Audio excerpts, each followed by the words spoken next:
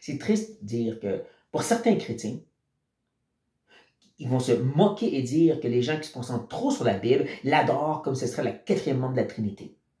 Je dirais en faisant ceci, ils démontrent qu'ils ne connaissent pas qui est Dieu et quelle est sa parole.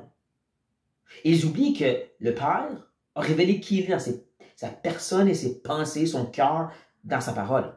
Moi, je n'ai pas passages prophétiques qui nous parlent de Dieu, ou même qui nous dit carrément Dieu est bon, ou ainsi de suite. Mais même les interactions entre Dieu et son peuple, même les interactions entre l'homme et l'homme, c'est comme il dit dans sa sagesse qui nous montre qui nous sommes, et dans ça, il nous partage qui il est. On ne peut pas oublier non plus que le Fils, c'est la parole faite chair. C'est pas juste une phrase qu'on trouve dans Jean.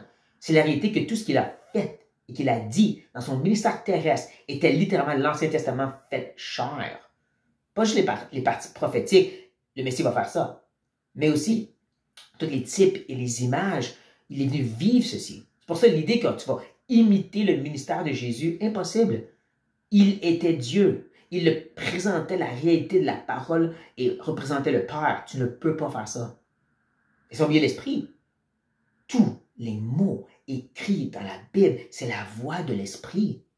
C'est lui qui parle. Même quand les hommes interagissent entre eux, c'est lui qui parle. Et donc, de dire, oh, mais oublie la Bible, il faut t'écouter la voix directe de l'Esprit.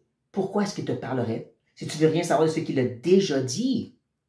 C'est un peu comme quand tu rencontres quelqu'un, tu as une interaction avec un homme ou une femme, que tu es intéressé. Puis elle commence à te partager la vie qu'elle a vécue, les choses qu'elle a expérimentées. Tu dis, non, je veux rien savoir. Parle-moi de nouveau.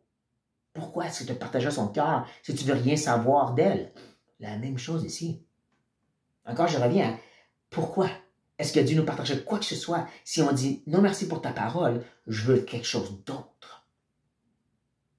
Non, c'est pas pour d'adorer la Bible, c'est pour de connaître Dieu qui s'est présenté en forme papier, si je peux dire. Le Père, le Fils et le Saint-Esprit est vivant dans la Bible, est présenté et montré devant nous.